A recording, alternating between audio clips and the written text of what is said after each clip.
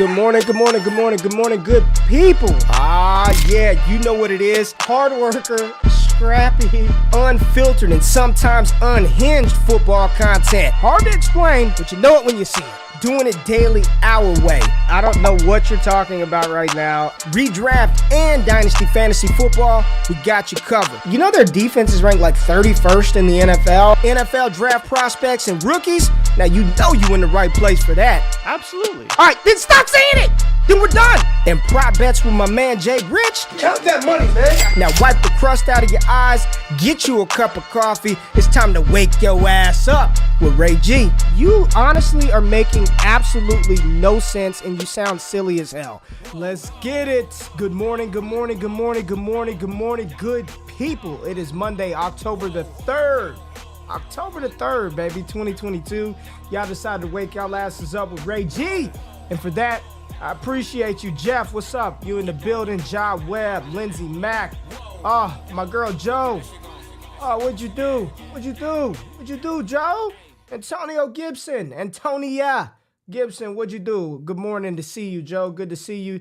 I said 7 gold rings. Dynasty Barry, EV in the building. Matt Bruning, Scott Connor, new Destination Devy Dynasty Football podcast has hit the airwaves. Make sure you tap in to the Destination Devy radio feed to listen to Scott and his analysis. New pod just dropped. He's going to be on YouTube. We're going to get Scott on YouTube. Don't trip about that. Dynasty Barry, J. Peters, Fizzle Dollars. There was some music at the beginning brought to you by our own Fizzle Dollars, man. Fizzle Dollars can rap. He can spit. We decided to show him some love this morning with the intro song. I like that song, Whoa, by Fizzle Dollars. We'll drop the link to his album in the description, man. We're showing love to everybody today, but we got a lot to get into, a lot of takeaways. We got ballers. We're going to talk some bricks. We're going to talk football today, man. We're a quarter of the way through the fantasy season, right? 4 games in. I got some teams where I'm 1-3. It's looking bad for you, boy.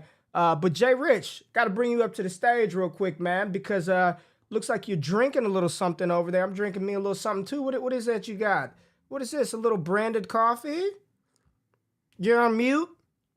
Get your shit together. It's Monday. Come on. You're trying to be cool. Get it together. What are you drinking? Still early. What are you drinking? I'm an Americano from Michele Doro, our new coffee sponsor. New coffee sponsor. Look at that. Yes, man. sir. Look at that. Michele Doro. Michele Doro. Yes. New coffee sponsor. New coffee sponsor. I got the Americano as well. It is delicious. They are awesome. The merchandise that they sent us is unbelievable.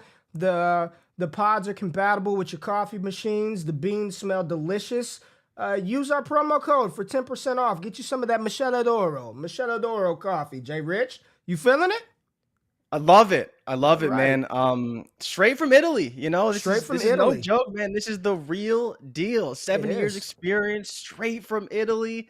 The sister company, Michele Doro USA, reached out to us. We said, you know what? We love it. Yeah. We've been dying for coffee to come hit us up, man. It's literally wake up with us, wake up with Michele Doro. We should have had this. We found it, Ray. We hit the perfect jack spot. Like I'm loving this right now. And they got the little look at the little espresso cups, man. These are just so delicious. But I'm using them right now to put my son's game balls in. He got another game ball, MVP this weekend at the baseball game. So I'm using them to house those. But appreciate everybody out there. And yes, go get you some of this Michele Doro coffee. It is delicious. It's smooth. The branding is awesome. Fantastic. Uncle Jansen was asking, it's so they do have a place in East Rutherford, New Jersey. So they will ship domestically to the States. Won't be like long shipping times, things like that. So they do, like they have the company is based out of Italy, but they do have a sister company in the States. And that's the one that reached out to us. So they will be shipping everything. And I'm not bullshitting, y'all. I love coffee. I've got 3 coffee makers. I love coffee. It's really good. Like no bullshit. It's good coffee. It's good coffee. Yeah, link is in the description for the website to all the coffee, to all the stuff. Promo code wake up, 10% off. There it is. Jay, we've got I don't even want to get into it, but we've got news to get into. So let's just get into the news and then talk about what this stuff means, man. Let's just get into it right now. Straight facts, Jay Rich. The biggest news in the world of sports. covered and brought to you by one man, Jordan Richards. This is Straight Facts, presented by Michelle Adoro. The biggest news. Oh shit! I'm on the screen. Go ahead, Jay. My bad. It's all good, Ray. It's all good. We're doing some new things today. A lot of stuff to get into. I think that what happened right now is just a general analogy for kind of the despair that the fantasy community is in right now. Yeah. Javonte Williams, our prince, was RB4 in the offseason. Melvin Gordon came back. We were concerned. But now, Ray, it's not looking good for Javonte Williams. He is potentially on the verge of a serious knee injury. He was seen on crutches. He left the game first play of the third quarter. We are concerned. MRI is coming today, so we should get some form of diagnosis. But my goodness, as if the running back position couldn't get any worse, we are now potentially dealing with a, hopefully not season ending, but a very serious injury for Javonte Williams. It is important to point out that Melvin Gordon did come in again, and he did fumble again. So that gives him a league leading at the running back position 4 fumbles on the season. Mike Boone closed that game out. So I think it's important to point out that if Mike Boone is available, you have to grab him on your rosters. If you go look at his athletic profile, it's like crazy how good he is athletically. And he's very much a thorn in the sides. He's that perfect RB3. And I think he will get a lot of work. He can replace Javonte Williams, at least on the ground. A little so-so through the air, but we'll see going forward. Prayers for Javonte Williams. Prayers for anyone who drafted him, because it's not looking so good right now. And the 101, everyone's sweet prince, Jonathan Taylor, potentially dealing with a high ankle sprain. Not good. You know, it's a 2 to 3 week injury. Usually it's 3 weeks. Sometimes it's 4 to 6, depending on the severity of the high ankle sprain. The bigger concern is when he comes back, he's not going to be Jonathan Taylor. We've seen this happen countless times. Saquon Barkley last season, other running backs in the past. It doesn't really matter if they come back, because usually the production isn't quite there and it dips. And so that's kind of the biggest issue here, is even if Jonathan Taylor does come back, he's probably not going to be Jonathan Taylor, unless, of course, he is an outlier statistically as far as the injury is concerned. And that's a big problem. Like that's a big problem for everyone who drafted JT 101. CMC's disappointing. Now Javonte Williams, another not quite first round pick in redraft, but a very high pick in Dynasty, very high hopes. It's not looking good. It's not looking good. But, Ray, we do have some good news coming out of yesterday. Talk to me. And it's Kenny Pickett. Kenny Pickett should finally be the starter. It only took 3.5 weeks for them to finally get rid of Mitch Trubisky, but Kenny Pickett is here.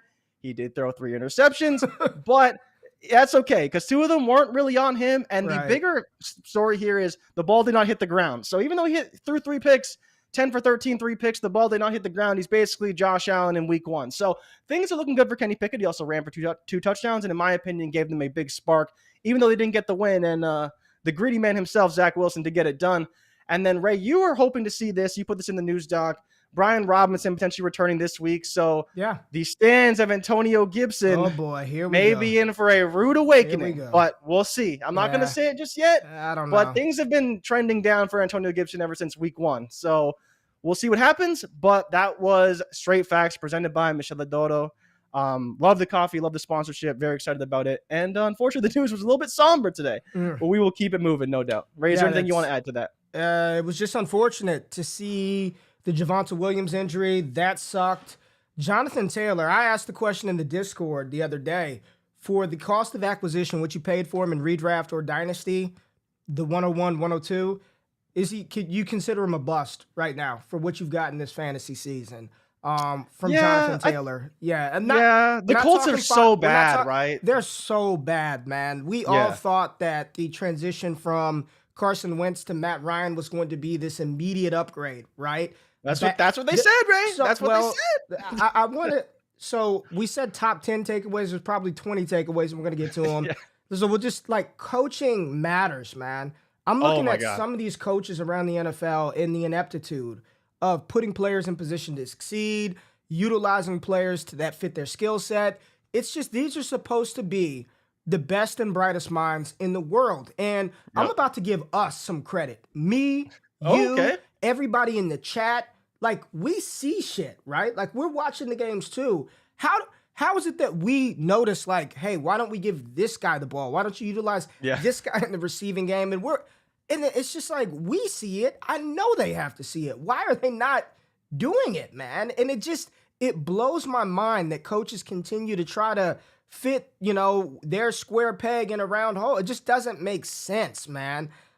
Just ineptitude at the highest degree. And this has been, we say this every year. Like this is my 4th year doing fantasy football content, and we say it every year. But man, I really feel it this year. Like this has been one of the strangest fantasy seasons that I've seen, that I can remember in a long time, man. And not just strange from like the outcome of what's happening on Sundays, but how players are being deployed, man. I really think it's going to have us sit back this offseason and kind of reevaluate, how we go about building rosters because of how the NFL are utilizing different players and different formations and multiple running backs and committees and all of these different things, man. It's a lot to process and kind of internalize and really formulate a well-crafted and well-thought-out sort of theory here. But I'm just watching it like, man, like some of the things that we thought going in, like this is the guy. There is no more guys, man. There's like a couple of guys, and then everybody else is just, you're trying to figure out which one's going to get the most touches because there is no guy. It's crazy, man. This is a wild season.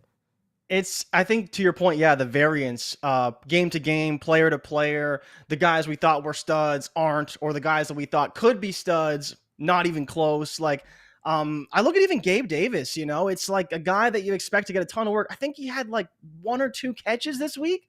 And, I get it's the rain and all these various things. And it's like, it just doesn't make sense. And you can't really figure out what it is. And Stone said it's ego for a lot of these guys. It's draft capital. I also look at Greg Dortch, a guy that I didn't think would lose a job. I thought he looked so good. We got on here. Oh, Rondell hasn't earned anything. It's all Greg Dortch, right? Nope. Ego. Ego. It's not just ego. It's money. It's draft capital. It's draft capital, aka ego, right? Like we picked him high. You better use him, right? Exactly. It's crazy, man. It is. This is wild. Yeah. It's been really bad. Really bad. But again, it's the ups and the downs. You look at Atlanta, perfect example. I don't even know if we're going to talk about them much, but Kyle Pitts ran 13 routes, right? Let's get to the. We are going to talk about the Falcons. I think I have them as takeaway number 3. But let's get into the ballers of the week real quick. Let's go QB baller of the week. Let's talk about him. My goodness, Jared Goff. Man. Jared Goff got it done, baby. He got it. It looked rocky. He had no weapons, no DeAndre Swift, no Amon-Ra St. Brown, no DJ Chark, and Jared Goff went out there and gave no problem. Jared Goff QB1, man. I mean, just 378 yards, 4 touchdowns. I don't even care about how many picks did he throw. 1, 2 picks. He only threw one. Only threw one pick. Yeah, 40 dropbacks. That's pretty good for Jared Goff. He didn't win the game, right? Gino kind of outplayed him a little bit, but he got it done, man. He got it done in a big way. Jared, go off. There we go, Steven. I like that. We'll give you an applause for that one. That was good. Jared Goff, QB baller of the week, man. Big baller. And we're gonna skip around. Let's just go to his tight end. The man that I've shamed on this show repeatedly. Your curses are getting bad now.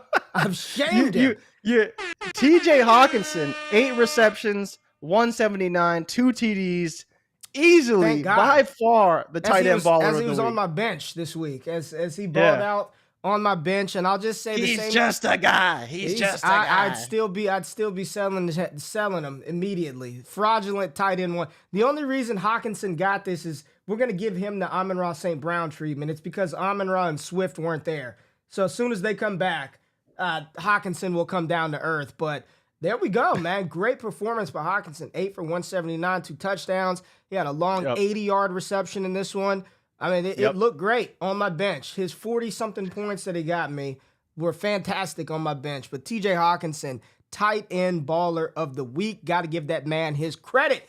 Jay, 100%. Another one of these top players, these top draft capital assets that have been letting us down for a little bit, really broke out this game. It was good to see it. I opted for Rashad Penny. Everybody out there, I said it should have been Rashad Penny, but I was overruled. And Jay Rich and I have said Austin Eckler. The RB baller of the week. He had 6 receptions. He had 109 total yards. 3 touchdowns. in the game. Austin Eckler finally delivering for us, getting those touchdowns on the board, his first 3 of the season. RB baller of the week. I think you could have went with Penny. Damian Pierce played good ball. And Clyde Edwards-Helaire got in the end zone twice. He wasn't going to be a baller of the week, but Eckler, of course he did, getting in there. Eckler getting in there. I think Penny should have gotten it, but we're not going to complain about Austin Eckler too much. And then our wide receiver baller of the week. He had 2 down weeks. He's a BAM tier player by any means necessary. Talk about the man playing in London, man. Got it done. 150 total yards. He did score a rushing touchdown. 10 receptions, 147 yards, 3 yards on the ground. The king is back. The king has returned to the top of the mountain. Justin Jefferson. We can only hope, right? We can only hope. Jefferson. Give it to him, baby. The wide receiver baller of the week, Justin Jefferson, Jay. What do you think about these picks, man? We good with these ballers? We good with these ballers? Yeah, I mean, it's funny. Mike Evans was making a late charge. I almost had to give it to him, but definitely Jets earned it. It's one of those things, right? Like picking Eckler over Penny. Eckler's a guy that we need a lot from him. The people need confidence in Austin Eckler, and hopefully it's coming now. The 3 touchdowns, obviously big regression for him. Scoring those touchdowns, Jets obviously getting in the end zone, 10 receptions, 150 yards. Great performance by those 2 guys who everyone drafted in the first round needs to produce to win their fantasy league. So some confidence going forward, but 2 for 4 from Jets is not really what I'm looking for so far this season. But hopefully I'm praying they can get him going more consistently overall. But definitely those are the ballers of the week. But yeah, definitely Mike Evans. I thought Mahomes would make a run, but he didn't quite get there. All right. Let's get into some takeaways. So my first takeaway, Jay, I'm going to talk about the man that returned, and we're talking about this 2021 quarterback class, Zach Wilson. And I want to give Zach Wilson his credit because the way he played, especially down the stretch, was a lot better than the final box score may indicate, right? I know the stats don't look good. 18 for 36, 252, 1 touchdown, 2 picks. I'll at least say one of those interceptions wasn't his fault. I mean, bounces off Tyler Conklin and gets picked off. But he came back and he looked just looked more poised. I guess, I don't know if it was the knee forcing him to sit in the pocket, throw it, get the ball out quickly. But he looked good, man. He looked good coming back. He hit a filthy gritty in the end zone. A filthy gritty in the end zone. But I thought Zach Wilson played well, man. He didn't throw the ball downfield at all. No passes completed beyond 20 yards in the game. Everything was kind of over the middle, 20 yards or shorter. But Zach Wilson played well, man. I got to give him some credit. Big takeaway. And I don't know what this means for the pass catchers because Conklin had 5 targets. Garrett Wilson had 6 targets. Barrios had 1. Corey Davis had 7, and Elijah Moore with 4 targets in this one. I'll say this. Tyler Conklin is a must-start tight end at this point moving forward. Like, must-start tight end. There is no debate. Should I play Conklin? You got to play him every week. He's involved in the offense. Whereas I don't think you have to play Elijah Moore every week. No, I like him. I know. We're not talking Dynasty. I'm talking seasonal leagues. I don't think you have to play Elijah Moore every week. You probably should not be playing him every week. And Garrett Wilson as well, 2 for 6, 41 yards. Just a weird game for the Jets. Let them, I don't know what's going to happen. Let's give them some time to figure out who the 1 is going to be, who the 2 is going to be. And that leads into, I guess, takeaway number 7, but we'll bounce around. Like, we're really starting to see, Jay, which teams, who the primary receiver is or the primary option for these teams. 4 weeks in, we're starting to see, like, Hollywood Brown, set it and forget it, man. He's going to get his 10 to 12 targets every week. Zach Ertz, as long as Nuke Hopkins is out, it's going to be Ertz. It's going to be Hollywood Brown. CeeDee Lamb, we talked about him. God, I'm mixing all kinds of takeaways now. But with Cooper Rush, CeeDee Lamb, no matter who's on the field, I don't think he's seen less than 11 targets in any game this season outside of last game. He had 8 or 9 targets in that one. But we're really starting to see which teams covet which players at certain positions, man. And it's good to kind of get that clarity, right? It's good to all right, that's the guy that we can depend on each and every week. And this is a player that, it's matchup specific. I'm not going to just roll Elijah Moore out there every week. Alvin Kamara is another one. It's like, damn, what do you do with him, man? We drafted all these damn running backs so high, man. We drafted this was takeaway 8. These high-end running backs continue to sort of disappoint. Najee Harris, he's been a bust this season. Jonathan Taylor, I know he's injured, but prior to the injury, the Colts look a mess, right? Alvin Kamara, mess. Dalvin Cook, he's right. He's getting the volume. It's right there. Joe Mixon, it's just like, damn, man. The only ones who we drafted high that are actually coming through for us, Christian McCaffrey, right? He's paying dividends. He had a good week this week. He had a great week, PPR-wise especially. Yeah. CMC, Eckler, fine. Eckler's been okay because he's been catching the ball. He's been abysmal on the ground, but, catching the ball out of the backfield has really saved him. But he's been fine. Saquon's been a monster, but people weren't drafting Saquon in round 1 either. These high-end running backs have just disappointed. Javonte Williams, we've lost another one. James Conner, he wasn't high-end as well, but people thought you can depend on him to be this volume-based bell cow. And I'm watching the Cardinals, and it's like Eno Benjamin's way better than goddamn James Conner, man. He's way better than James Conner, right? Conner's a big body pushing the pile forward, and really it just shows that Kyler Murray, as immature as he may be, if it weren't for Kyler Murray, that'd be a defeated team. They'd be 0-whatever, man. I mean, he is out there playing hero ball every week for the Arizona Cardinals. Cliff Kingsbury has to go. But it's just, Derrick Henry, he's paid dividends for us. Like, he's the one that's really, after a slow start, Derrick Henry is doing it. It just, we've been talking about the shift in the running back position, man, and how I would looking back on it, hindsight's always 20/20, but I would have rather faded those running backs and gotten the Aaron Joneses, the Josh Jacobs, the Ramondre Stevensons, and just been fine rolling out Kareem Hunt and Miles Sanders every week, opposed to, spending a first and second round pick on those damn running backs this year, man. Yeah, I mean, you went through a lot of takeaways there, so I will pick it up with the running backs. But yeah, it's been a weird year, and Miles Sanders again got in the end zone 2 times yesterday in the ugly game in Philly. But it's just, I think the problem is that as much as we're seeing the usage, we're not seeing that high-end upside. So Joe said the season is weird, right? Yeah, she said it's weird. I feel drained after watching Red Zone. It's a weird season. It really is. Yeah, everyone just, you expect them to score, and some guys are scoring, but like Joe Mixon looks like he's running in mud at times. That offensive line isn't getting it done. It's very difficult to see an end in sight. I think that's the biggest problem, is that like Eckler, we got some optimism, and we got more optimism from Christian McCaffrey this week, but there's a couple guys, man, like James Conner and even Najee Harris. He actually had a pretty decent week, 4.1 a carry, which is a little bit better for him than usual. Hopefully Kenny Pickett can get those guys going. We didn't even talk about Breece Hall, got the majority of the snaps at the running back position, right, which is huge for him. We've been waiting for that takeover.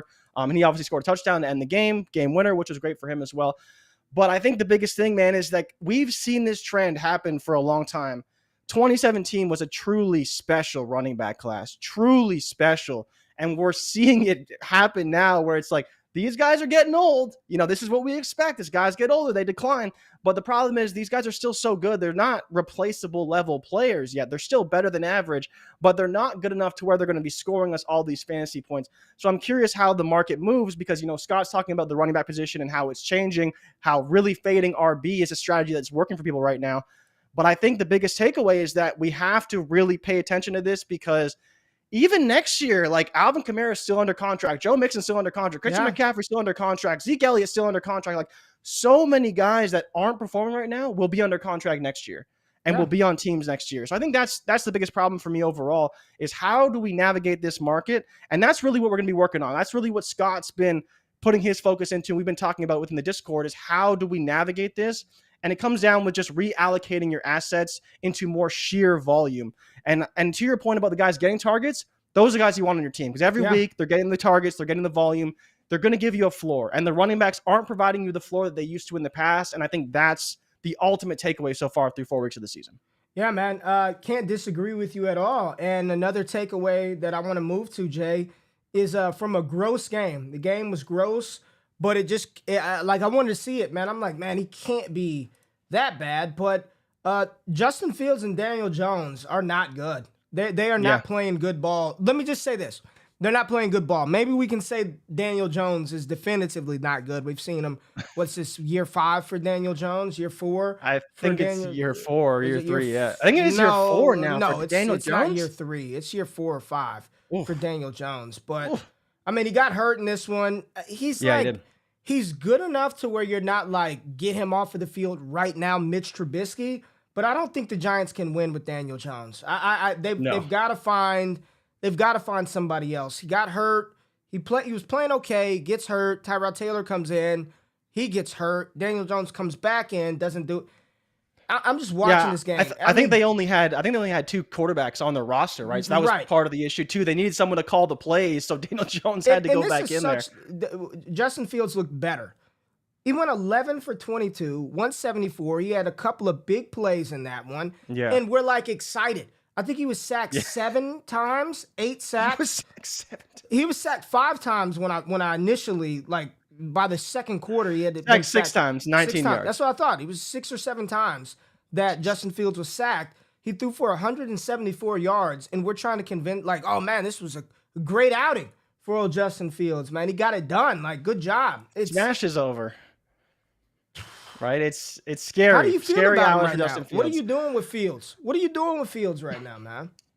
I mean, it is a little bit encouraging. He's still not throwing touchdowns. Like, that's a bit of a problem. He's not running for touchdowns. He's not throwing touchdowns. He did have 52 on the ground, right? So that's not horrible, right? That's still 5 fantasy points. We want that. The 174 through the air, better than we've seen. So, again, a little bit encouraging. But to your point, Ray, there's not a lot that we're loving right now. Like, Fizzle said it, holding and praying. It's the truth, man.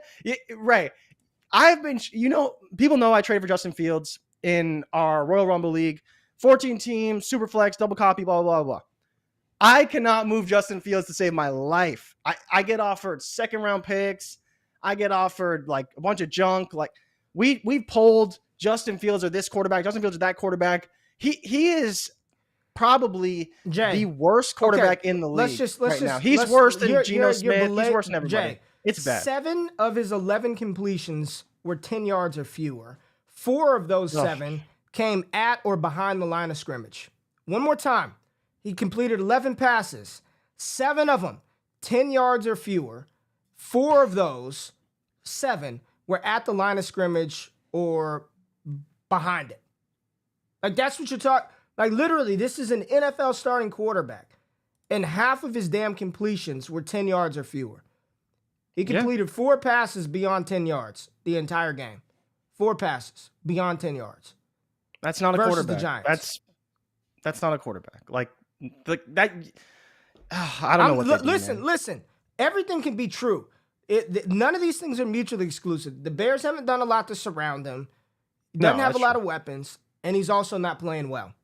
He's also not. There's little confidence. He holds on to the ball for a long time. It's not good, man. It is not good. It's terrible. Like, there's nothing you can do but pray. Like Fizzle said it, and I have no other advice for you. Just hold and pray, because even if you could trade him right now, what's the point? Like, honestly, you're not trading him for a 2nd-round pick. It's not even worth it.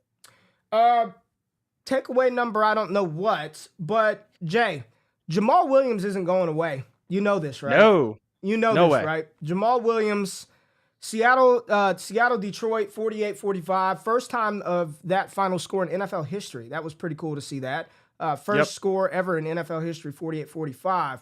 But Jamal Williams, you know he's not going anywhere, right? Even when DeAndre Swift returns, this is a full-on Aaron Jones, A.J. Dillon type backfield. Just say it, Ray. It's Aaron Jones and Jamal Williams. We've seen this before. It's Aaron Jones and Jamal Williams again. He's not going away. This before. You know this, right?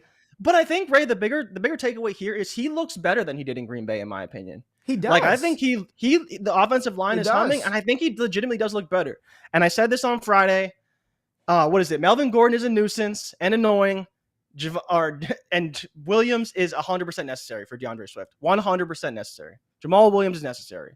And he's been really good. If you have him, we've talked about, I know Scott's been talking about trading him and trying to get 2nd-round picks for him and stuff. Like, I don't even think that's worth it. I think he's playing way too well. If you're contending, Yeah. I don't even know if you should flip him. If someone's going to give you a first, like, okay, then we got to take it. Come on, man. But second for Jamal Williams just doesn't feel like enough. But again, if that's all you can get, that's all you can get. I don't hate it. But he is producing as an RB1. Like at the beginning of the year, we're like, oh, he's an RB1, ha ha ha, Jamal Williams. But like he's a legitimate RB1 right now. And we talked about in the rankings, he was like RB6. Performed like it again. He's been really, really good behind that offensive line. He's been good, man. Right now, pending the results of the game tonight, RB3 on the week, man. RB3, 24.7 fantasy points, 2 receptions, 107 total yards, and then 2 touchdowns, man. He's not going anywhere, and this makes me just think, like, all right, DeAndre Swift, this is year 3 for DeAndre Swift. He has yet to play a full season in his NFL career. I don't believe he's played a full season. Dynasty, let's think ahead.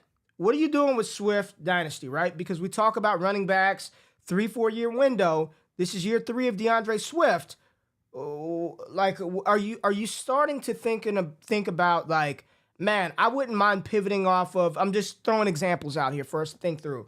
Pivoting off of DeAndre Swift for Jahmyr Gibbs and a dart, right? Like if you're in your mind, are you ready to go that far yet to where you're like, I'd rather have one of these high-end rookies from 2023. Let's say you can get Jahmyr Gibbs. Let's just put the name with the pick. Jahmyr Gibbs and Romeo Doubs. Would you take those 2 players with little production, little proven ability for DeAndre Swift? Would you do that? 100%. 100%. I was asked over the weekend if I would take a high 23 first. Just a 23 first, that's it, for DeAndre Swift, and I think I would. I don't think I want him on my roster. He's supremely talented. You want him on your roster. You want him on your roster, but again, for what he's worth, do you want him on your roster? That's more the conversation here, right? Like he is a game breaker. He's phenomenal. He's really talented. But at the end of the day, like if he's going to be playing 13 games a season, 12 games a season, like it does help when he's active, but when he's not active, what do you do, right? And why are you rostering a guy who's this highly talented? A guy who's a first-round pick right now, right? He's a first-round pick. Yes. He's so top 3 dynasty running back. You could trade him for a top quarterback, potentially. You could trade him for a top receiver who's maybe not Chase. Like, you could probably trade him straight up for CeeDee Lamb right now, a guy you said 11 targets a game. And if you're getting CeeDee Lamb plus a second, again, he's hurt, which doesn't help. Would you trade your DeAndre Swift for CeeDee Lamb and a 23 second? I probably would. I've been kind of fading CeeDee Lamb a little bit because I'm unsure of the situation, but he's playing really well. There's nothing to be that gets into your next one of your other takeaways, right? But he's playing well. He's been fine with Cooper Rush, and that's all that really matters. He's been really good, and I think I would do it. CeeDee Lamb is balling. His route participation, his route share. I mean, he's running almost 100% of the routes for Dallas. Yeah. Just about 100% of the routes. The target share, I believe, is up over 30% for CeeDee Lamb. 8 targets this past weekend. His fewest targets in any game this season. It's been 10, 11, 13 targets for CeeDee Lamb. Even with Michael Gallup there, he is the unquestioned one. And Cooper Rush, every game he continues to win, allows Dak Prescott to sit on the bench. And quite frankly, as a Cowboys fan, I don't believe that there is any controversy in the long term. But we've been talking about this for a minute, Jay. Dak's got 2 years, man.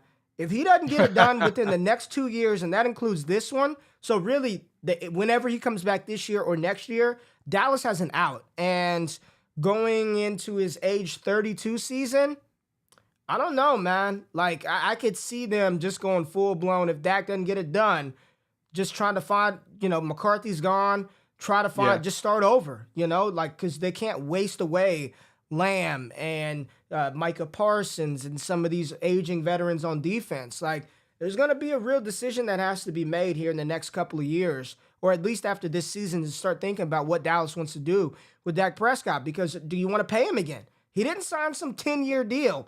He didn't sign some long-term contract, so they're going to have to figure out, do they want to give him a substantial amount of money again when you see Cooper Rush? He's not Dak Prescott. Let's not even go there, but he's operating the offense well enough to win games, and he's getting the playmakers the ball, man. It's unfortunate, man. It's unfortunate for Dak, but when he comes back in, he needs to get it done. And CeeDee Lamb is 100% a buy. I think people are still, nervous, concerned, whatever you want to call it. CeeDee Lamb is that dude. thoroughly outplayed every other receiver on the field. I had an argument with some of my Draft Network colleagues about Terry McLaurin versus CeeDee Lamb. And I was the only one that was like CeeDee Lamb, and it's not even close. And really? Yeah, they all... Like from a talent perspective? I guess. Talent. I don't know. Situation. Didn't matter. I don't care what perspective we say. CeeDee Lamb over Terry McLaurin. Jay, another big takeaway that I had, man. Drake London and Kyle Pitts are royally fucked. That's the best way that I could say it. They're just like with Marcus Mariota at the helm. They ran the ball. Mariota threw a pick. Arthur Smith said, "You know what? We ain't even gonna throw it anymore." They ran the ball 14 straight times versus the Browns. 14 straight times to not allow Mariota to throw the ball. These two are screwed, man. If they get the volume, they're fine. But it's not even them. It's not like Pitts is bad or London is bad. It's Marcus Mariota is dreadful. He is dreadful. Yeah. He's not good. It's one of those games though, Ray, that's so painful because we can't criticize the coach because he won the game. So like at the end of the day, his job is to win the game, and he did that. But when you look at the target share, Pitts had 4 targets. London had 7 targets. Both of them had less than 25 yards. Pitts obviously had 25 yards, and nobody else had more than 3 targets. Olamide Zaccheaus somehow managed to lead the team in yards and receptions with only 2 targets. It's embarrassing. Marcus Mariota went full Justin Fields. Man. He completed 7 passes, threw a pick, and still won the game. Tyler Algier, 10 carries, 84 yards. Caleb Huntley didn't even know he was on the roster. 10 carries, 56 yards and a touchdown. And Cordero Patterson, 9 carries, 38 yards and touchdown. It's just disgusting. It's disgusting. Kyle Pitts, we talked about Kyle Pitts might be the single biggest bust this season. He legit. Hard to see it any other way. Even in redraft, people were drafting him sky high. I am the Pitts truther lover from the high heavens, man. He is probably the single biggest fantasy football bust of the season, man. Because he's not even running routes either. He's 13 routes this week. He's almost all. And the sad part is, if you drafted him, you probably have to play him, right? Because you took Pitts early, and then you said, I'm not even Njoku, don't need him. Give me John Bates in the 20th round. Like, I don't need anybody, right? Like, I just have Pitts. I think he's the single biggest bust, man, because of where you drafted him. I get JT is up there. At least we got a week out of JT. At least I got 1 week out of him. I've gotten nothing from Kyle Pitts. Nothing at all. Stephen Day is saying Ritter. Do you think we see Ritter at some point soon this season? Yes, absolutely. I think so. I think they might as well. Jay, what do they have to lose at this point? We would have seen Matt Corral at some point had he not gotten hurt. Oh, because Baker is probably the worst quarterback in the NFL. Matt Corral would have played. We're going to see Desmond Ridder at some point. Kenny Pickett is on the field. Yeah. I know a lot of Washington Commander fans who think that Sam Howell should get a chance to play. Same situation, right? Awful quarterback. Believe they're what? 1-3 right now? But even still, the Commanders are terrible. They are god. It's shocking to think that they beat the Jaguars week 1. With how good the Jaguars have looked, they collapsed against Philly, but they've looked pretty good. And to think that the Commanders actually beat them, it's bad. And Sam Howell 100% needs to play. 100% needs to play. A lot of people are. Carson Wentz is pretty bad, man. Carson Wentz is pretty damn bad. So, of all the rookie quarterbacks that are probably going to see the field, you know the one who probably is not? Malik Willis. Ryan Tannehill's playing good football. Like he's playing good football. The Titans aren't a very good team. It's Derrick Henry. It's Tannehill. It's those two really. It's Derrick Henry and Tannehill. But I don't think Malik Willis is going to see the field, man, with the way the Tannehill's playing. Takeaway number, I don't know. But CMC and DJ Moore aren't dead yet. Even though Baker Mayfield is awful, they tried like hell to get those two the ball. That was the game plan. I don't know if somebody's told Matt Rule your job is on the line. I don't know what happened. But those two aren't dead just yet, Jay. Not yet. It's close, but not yet. It's close. Not yet. It's funny. It's funny that this is a win for DJ Moore. 6 receptions for 50 yards with a long of 16. He did have 11 targets, to be fair, but it's like This is a good game from DJ Moore with how bad he's been recently. And obviously, he did get into the end zone, I think, last week. Christian McCaffrey, 9 receptions, 81 yards, and a touchdown on 9 targets. Dude, just a beast. Like, What else do we have to say about him? Didn't get anything going on the ground, but, it is what it is. But he did get a lot done in the receiving game. I think to your point, man, Baker, probably the worst quarterback in the league. Probably worse than Sam Darnold, and I never thought I'd say that. Like, I never thought I'd say that, but I think that's just where we're at. I think he's worse than Sam Darnold. Straight up. He's pretty bad, man. But as long as they're going to force feed DJ Moore the ball, inefficient targets, and get Christian McCaffrey involved. Wow, we are not fans of the Carolina Panthers. We don't care if they win or lose. We just want them to get those 2 players the ball. Just get Christian McCaffrey and DJ Moore the ball, and we'll be good. We'll be good. So they're not dead quite yet. Josh Allen and Lamar Jackson, the 2 games that we were most excited to see had the worst weather. And that, honestly, is one of my top takeaways, Jay. I don't remember a year where we really faded the weather. Last year we had the snow game, the where they didn't throw the ball at all because it was crazy. Buffalo, New England. Yeah. Maybe a couple of bad rain games here or there, but man, it seems like those games just impacted everything, man. Everything. Josh Allen looked awful to start. Lamar was all over the place. Bateman dropping passes, stuff like people slipping and falling. It's just shitty weather. Paying attention to the weather report come Sunday morning. And then, they showed a picture of Baltimore, and I'm looking at the stadium, I'm like, oh, it's not that bad. Fire up everybody. And then it's just, they can't hold on to the ball. They're throwing it. They're dropping passes. Philly and Jacksonville was a mess. T-Law had 4 fumbles. Four fumbles lost. Yeah, it was, I think, the most in over a century. Yeah. First quarterback to ever fumble the ball and lose it 4 times in a game, I think, in 100 years. Or something crazy like that. But you watch the game and you're like, how are they even playing in this weather? How do they even hold on to the ball? You see A.J. Brown dropped a few passes and on important downs, but it's shocking they can get it done. It would be very difficult, difficult. And that really did ruin the really high upside we see from both these teams, especially in the Buffalo-Baltimore game, where we do have 2 high-flying offenses that can get it done. Patrick, you're asking for too much, Patrick. They don't have enough money to put a roof or a dome over these stadiums. You got to feel the real elements, right? We're gonna continue to have shit weather impact some of the most exciting games that we're looking forward to. So, too much to ask for, Patrick. Don't do that. You're asking for way too much, Patrick, for things that billionaires could 100% implement. But just kind of a not good day from Lamar Jackson. J.K. Dobbins got in the end zone twice. What are you doing with Dobbins? Should have been 3 times too. Yeah, should have been 3.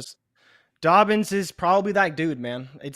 He's probably that dude. Like, it's not quite there yet. Justice Hill did have 8 carries to Dobbins' 13, but I think that Dobbins is going to be that dude. We saw him get the work at the goal line, which is most important. And with how good I think that Baltimore offense is and will be throughout the season, J.K. Dobbins, if you got him, you want him. He's going to be really good, I think, this season. Are you still trading him for a first? I still will. Are you still trading? You trade him for first though? Yeah. I'm fine with that. But would you do it for a late first though? I think he's probably worth a little bit more than that at this point. We'll see.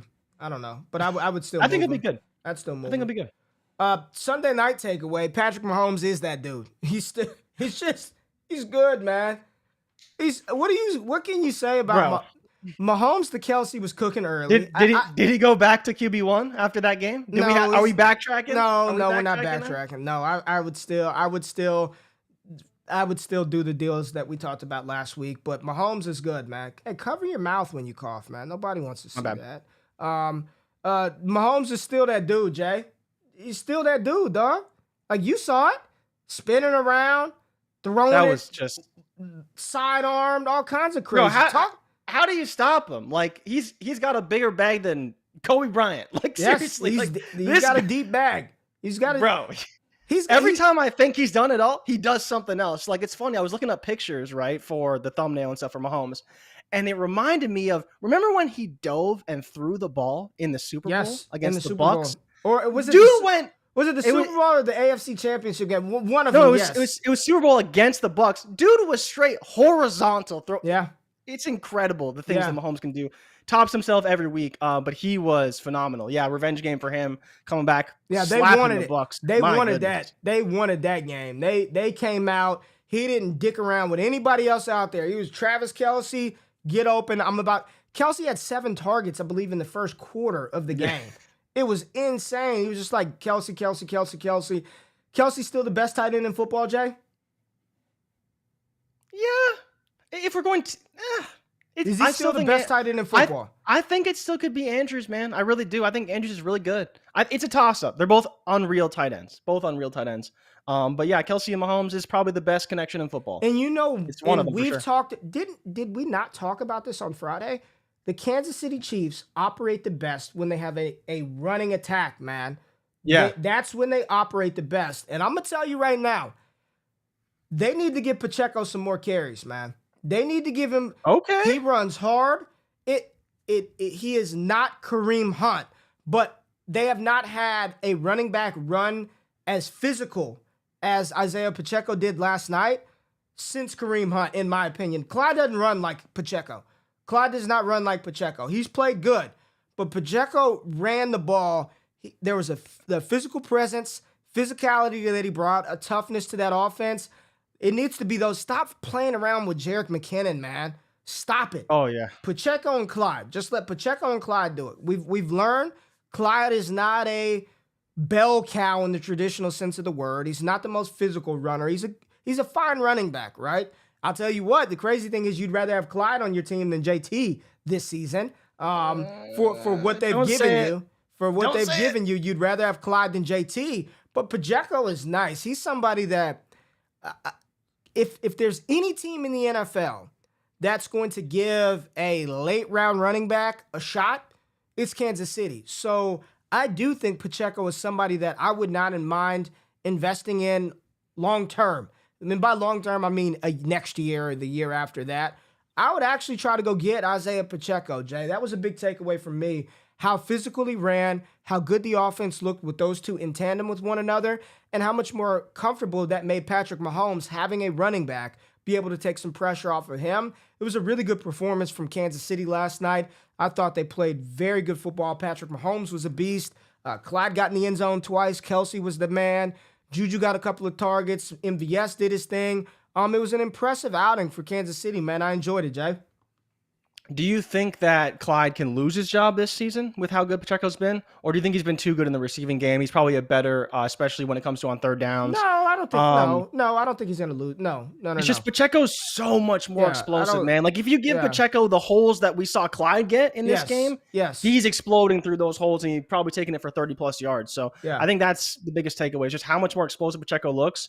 He's earned everything he's got, but I think to your point, he probably deserves more this season. 19 carries for Clyde Edwards-Helaire. Everybody was telling me to hammer the under. And think about how different the times are in football. You see 19 carries for a running back, and you're just like, wow, that dude got 19 carries, and you look across the other side of the field. Right. And Rachaad White and Leonard Fournette combined for 6 total carries for 3 yards. 6 carries for 3 yards for those two. Godwin was healthy. He got 10 targets along with Mike Evans. Lenny in the receiving game. Rachaad White got involved in the receiving game. That's another, we didn't really talk about the rookies, but Rachaad White's another little sneaky pickup that you can get that I think is going to continue to see a little more work as the season goes on. He did fumble the opening kick return, but that's all right. Fumbles don't matter unless you're Melvin Gordon. Don't fumble 4 times. 1 fumble, you're all right. Don't fumble 4 times. But I think Rachaad White might see a little more work because they just need weapons, man. They need weapons. They can't really run the ball. It's pound Leonard Fournette and pray that he can rip off some big runs. But those were sort of my big takeaways from that game. Mahomes is that dude. Get Pacheco the ball. Clyde Edwards-Helaire is balling this year. Travis Kelce's still a goddamn beast. Yeah, no, you nailed it. And like you said, 12 receptions for 107 yards and a touchdown from the running backs in Tampa. But I think it plays to the game script, right? Perfect game script for Rachaad White to be involved quite a bit. So that definitely helped him a lot. And obviously Mike Evans had a great game and Brady threw the ball 52 times, but completed 39 passes. So he was phenomenal as well. 385 and 3 touchdowns. It just comes down to, I think for both these teams, it was kind of a get right game for both in a lot of ways. The Bucs got all their offense back, and Kansas City really redeemed themselves after that game against the Colts. So I'm curious to see where these teams go from here, because I think regardless of the outcome, even though Kansas City won, I think both are on an upwards trajectory going forward. And, the Chiefs were a team that we think can go to the Super Bowl. right? They have the pieces. They just need to get things right again. And I think they really did, especially on offense today. And the Bucs as well, finally getting all their players healthy, really should be in good shape going forward if they can continue this kind of momentum. Any comments or thoughts on B-Rob? I don't know. We'll see, right? I would imagine it's going to be a pain tolerance thing with him. You know, getting hit on the leg probably won't feel good. Getting hit in the butt probably won't feel good. So we'll just have to see how he can absorb those hits. I think he'll be involved in the offense, but I'm not expecting a full takeover just yet. And, you know, Gibson, I think Wentz is a big problem, man. Like, I just want to see somebody. I think Wentz there's no fear of Carson Wentz. Now, he did make a beautiful throw to Jahan Dotson. I got to give him credit. It was gorgeous. Back of the end zone, kind of corner pylon. Beautiful throw to Jahan Dotson. But it's the up and down nature of it's the Wentz roller coaster, right? A couple of injuries that we didn't hit on, Jay. Treylon Burks, I don't know if there's an official injury on Treylon Burks, but he got carted off the field. Check out I think he was in a boot too, right? I think he was in a boot as well. Man. I think he was in a boot, but we haven't seen anything overall for him yet. Mechanism looked like an ankle, apparently, a midfoot sprain, boot, crutches. So we'll see. Throw away the Jacksonville Philly game. It was ground and pound. Hurts 16 carries, Miles Sanders 27 carries.